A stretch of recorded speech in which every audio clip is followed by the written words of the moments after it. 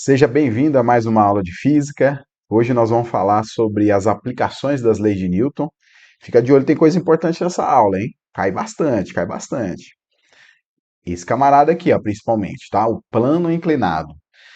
E aí você tá vendo aqui, ó, deixa eu pegar um apontador. Você tá vendo esse bloquinho nesse plano inclinado aqui, ó. Então, plano inclinado sempre vai ser desse jeito aqui, ok? Deitadinho assim ou deitadinho no sentido contrário. E tem um bloquinho aqui que pode representar qualquer coisa. E esse ângulo aqui também ele vai ser importante, tá? Esse ângulo aqui, ó, ele é com a horizontal, que é o que normalmente aparece em prova para vocês. É muito raro aparecer esse ângulo aqui de cima, tá? Então, nós vamos trabalhar só com esse de baixo aqui, tá bom? Esse ângulo que a gente fala que é um ângulo com a horizontal. Bom, vamos lá. Quais são as forças que aparecem no plano inclinado? Então, primeiro, a ação da gravidade, vai aparecer a força-peso. Força-peso, você sempre vai desenhar ela apontando para baixo, para o centro da Terra, tá? Você vai pegar aqui ó, no centro de gravidade, no meio, né? No meio do bloquinho aqui, ó, e vai desenhar para baixo, tá?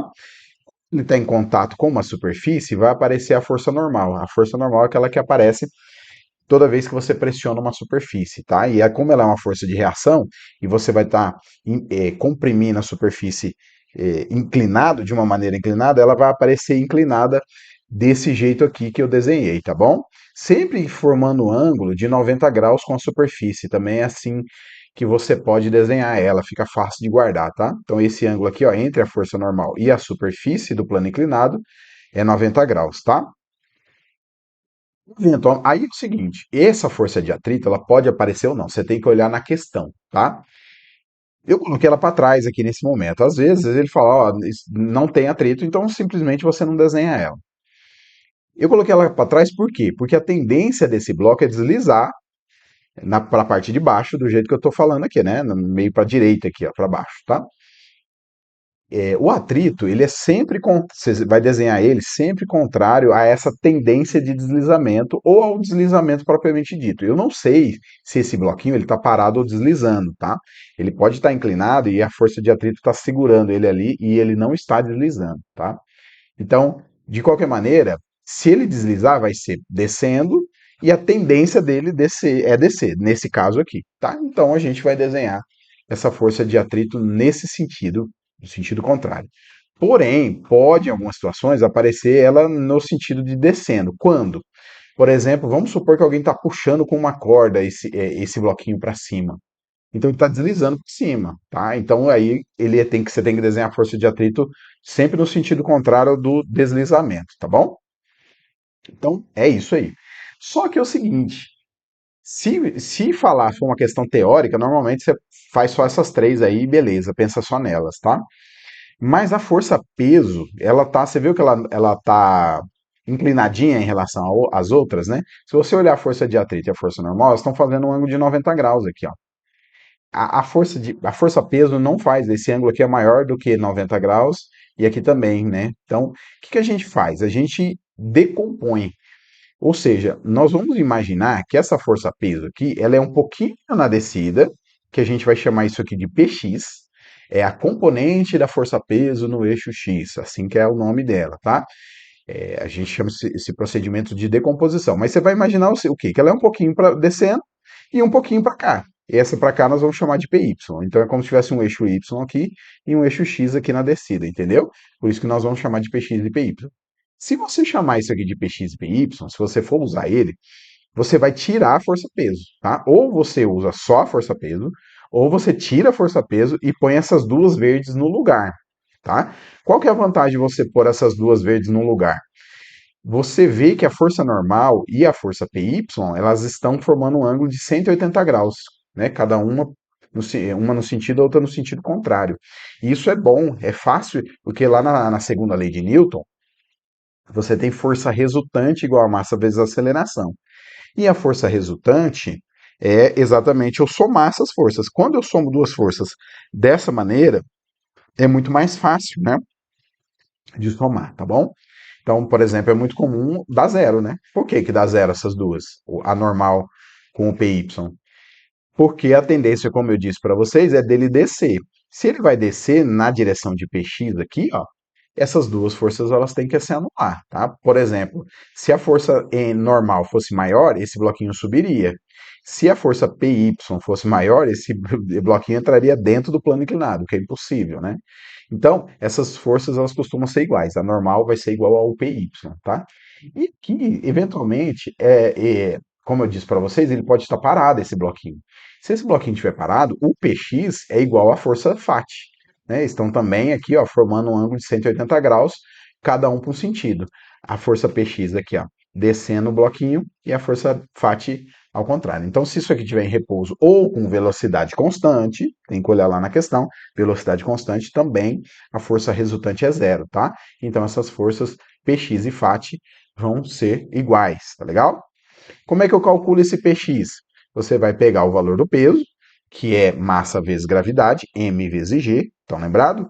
E vai multiplicar pelo seno desse ângulo aqui, ó.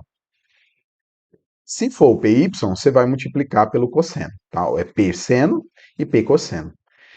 Como eu disse, tem uma chance muito, muito pequenininha dele dar esse ângulo aqui de cima.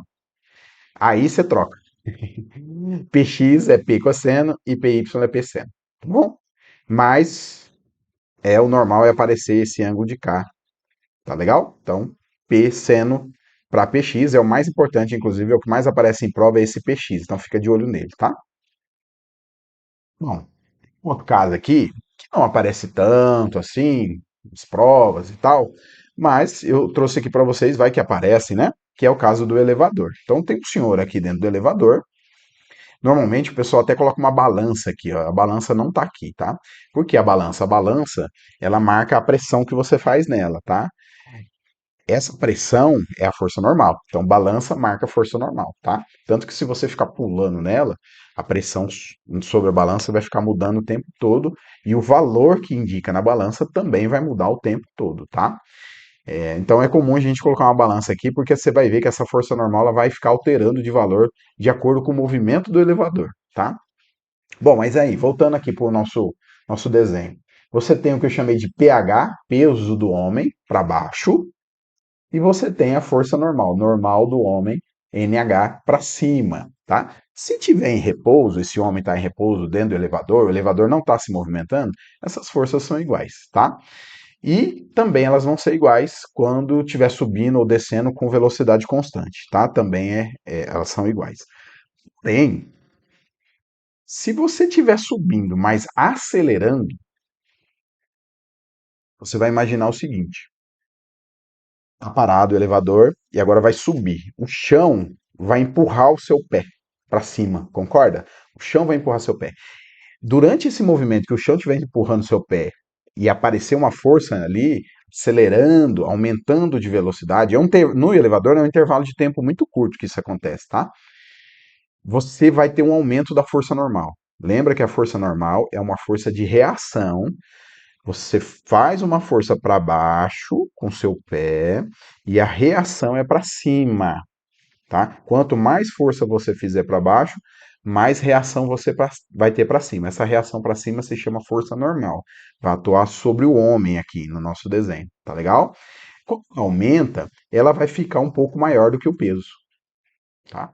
Ela fica maior do que o peso. Lembra que o peso do homem não vai mudar, o peso de nenhuma pessoa muda. Por quê? Porque é m vezes g, é a massa vezes a aceleração da gravidade. Você está no elevador, nem sua massa e nem a aceleração da gravidade muda, tá? O que muda então é a força normal. É importante você saber que a força normal é maior ou menor, nesse caso maior, né? Porque quando você for usar a segunda lei de Newton, aquela força resultante igual a massa vezes a aceleração, essa força resultante, eu sugiro você sempre fazer assim, maior menos menor na força resultante. Então, vai ficar maior menos menor igual a massa vezes a aceleração, sempre, tá? Toda vez que você tiver forças contrárias, né? Uma para cima e uma para baixo, por exemplo, tá? Então, se a força normal é maior, nesse caso você vai fazer normal menos peso, igual a massa vezes a aceleração, tá? Agora, se você está subindo mais retardado, quer dizer, freando, a força normal é menor que o peso. Por quê? Imagina você subindo, tá subindo, tá subindo. Agora precisa frear, diminuir de velocidade, tá? Freou, o que, que vai acontecer? A tendência sua é continuar subindo e o chão para de subir. Então o seu pé pressiona menos o chão, tá? Diminuindo a força normal. Tem pessoas até que sentem um friozinho na barriga nesse momento dessa frenagem, assim. É como se você, tipo, fosse flutuar, seu pé desgruda um pouquinho do chão, tá? Então tem gente que sente até um friozinho na barriga nesse momento, tá? Então aí, nesse caso, se for subindo, mas freando, você vai fazer peso menos normal. Lembra que é maior menos menor. Como o peso fica maior, né? Então vai ficar peso menos normal igual a massa vezes a aceleração, tá? Se você estiver descendo agora, troca, viu? Se você quem é bom de memorização, pode memorizar. Memoriza subindo e descendo é o contrário. Ó, subindo acelerado, descendo acelerado. A força normal aqui em cima é maior, aqui ela vai ser menor, é só você trocar, entendeu? Então vamos lá, tá descendo, ó, aliás, tá parado e vai descer. O chão vai sair debaixo do seu pé para descer. O chão do elevador vai puxar você para baixo. E aí você vai desgrudar um pouquinho. Então essa força normal, ela fica menor. De novo, vai dar aquela sensação de friozinho na barriga, tá? E aí você faz peso menos normal igual massa vezes aceleração. Maior menos menor, tá? E aqui também é o contrário desse. Subindo retardado, a força normal é menor. Descendo retardado, a força normal é maior que o peso, tá? Ou seja, você está descendo e agora freia. Então, o seu pé está aqui, o chão do elevador aqui, os dois estão descendo, mas está freando. E aí, o chão está freando, né? E você com o seu pé ali pressiona mais. Se vai pressionar mais, aumenta a força normal. Entendeu o raciocínio? Então, na segunda lei de Newton, você vai para o descendo retardado, você vai fazer normal menos peso igual a massa vezes aceleração, tá bom? Outro caso aqui é o pêndulo. Também não é de cair muito e tal, mas vamos lá. Você tem um pêndulo simples, tá um pêndulo, né? Vai para lá e vai para cá, beleza? E você levanta ele aqui, né? Tem essa cordinha aqui que ele está preso, e você levanta ele dessa situação inicial, que é essa linha pontilhada aqui, você levanta ele de um certo ângulo, que é esse ângulo θ aqui, tá bom?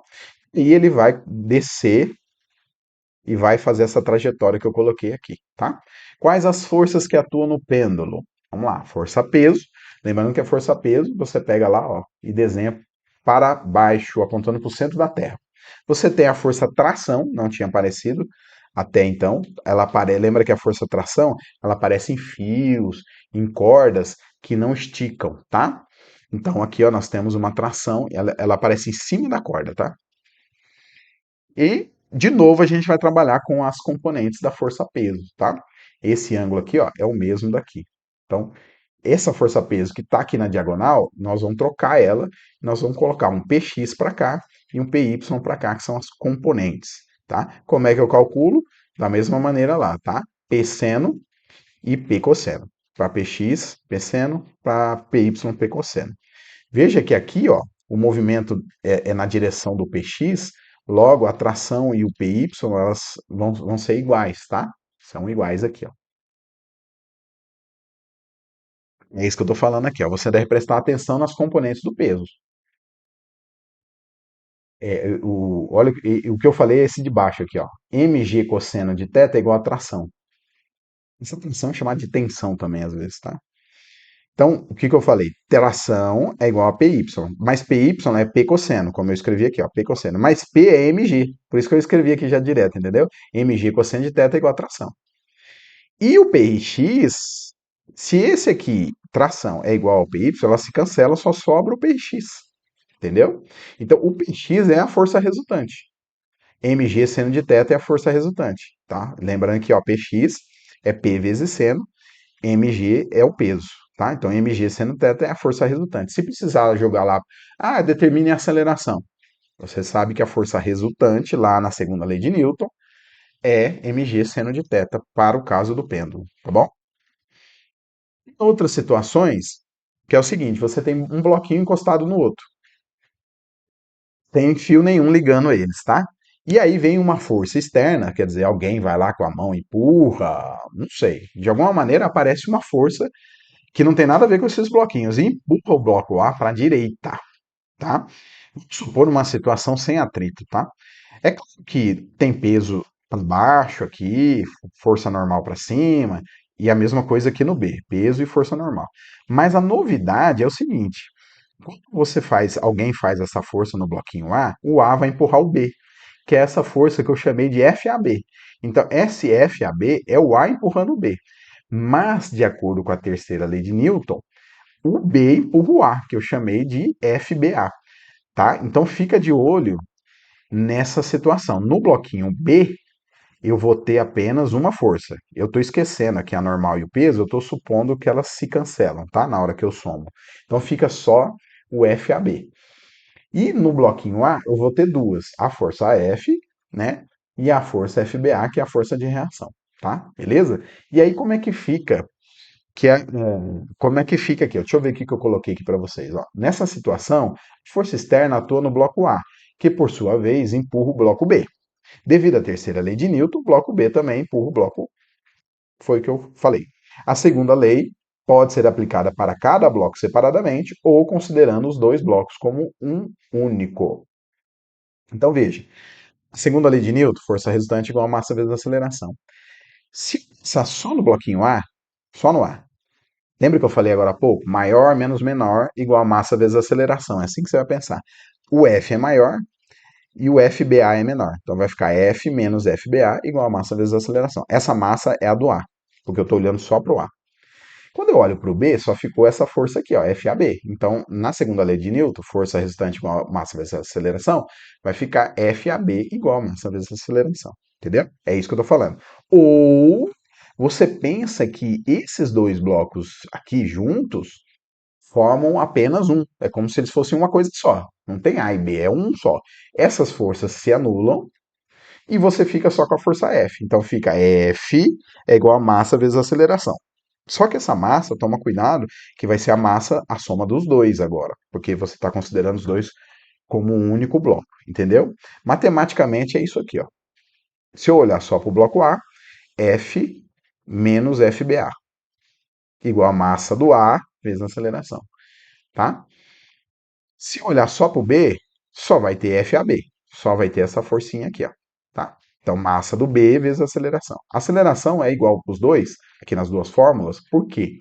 Porque eles estão juntos, né? Eles vão ser empurrados juntos, eles vão aumentar de velocidade junto. A aceleração é a mesma para os dois. Se você pensar os dois como um bloco único, aí vai parecer a força F, né? E a soma das duas massas. Tá vendo ali que eu coloquei MA mais MB? Tá legal? MA mais MB. Então fica de olho nisso. Todas essas três são válidas, tá? Você pode usar qualquer uma das três, vai depender da questão aí. Estiver ligado por um fio, aí vai aparecer a força tração, tá? Em vez da ação-reação. Então, ó, eu coloquei aqui, ó, o bloquinho A, o bloquinho B, e tem uma força de 6 newton aqui para dar um exemplo com número, tá? Ela está apontando para a direita, está puxando o B para a direita. Aqui tem um fio ligando esses dois bloquinhos. Então, quando essa força puxar o B, vai esticar essa corda, tá? E vai aparecer uma força tração para a direita no A e tração para a esquerda no B. Esse parzinho, tá? Um para um lado, outro para o outro. Às vezes é comum aparecer mais de um fio, tá? Tem uma regrinha também que é boa, que é o seguinte: para um fio, mesma tração. Então essa tração é igual a essa. Se aparecer um fio diferente aqui na história, aí essa tração, ela você já tem que dar um nome diferente, tá? Por exemplo, você pode chamar essa daqui de T1, então vai ficar T1 e T1 aqui, e no outro fio você pode chamar de T2. T2 e T2, vai aparecer duas trações também, só que T1 é diferente de T2, tá? Então, para um fio, mesma tração, tá? E aqui nós temos a nossa polia, tá? Toma cuidado que tem a polia fixa. O que é a polia fixa? É aquela que toda polia ela gira, tá, gente?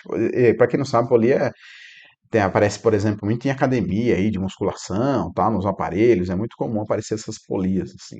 Normalmente fica lá em cima, o pessoal fazendo movimento, por exemplo, o tríceps e tal, tá? A polia fixa é aquela que apenas roda, ela apenas gira.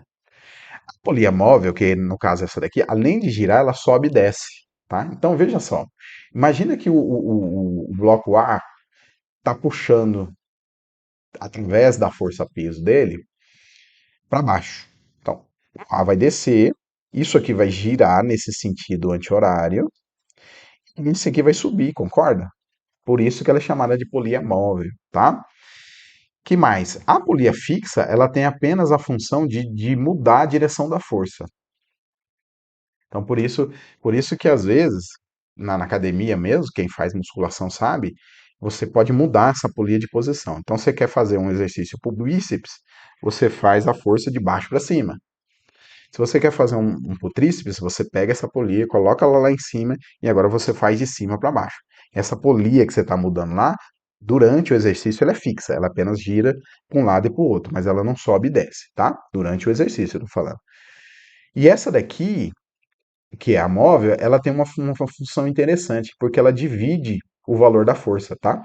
Cada vez, para cada polia móvel, divide por 2. Por que dividir por 2? Tá vendo que tem uma força peso do bloquinho B para baixo?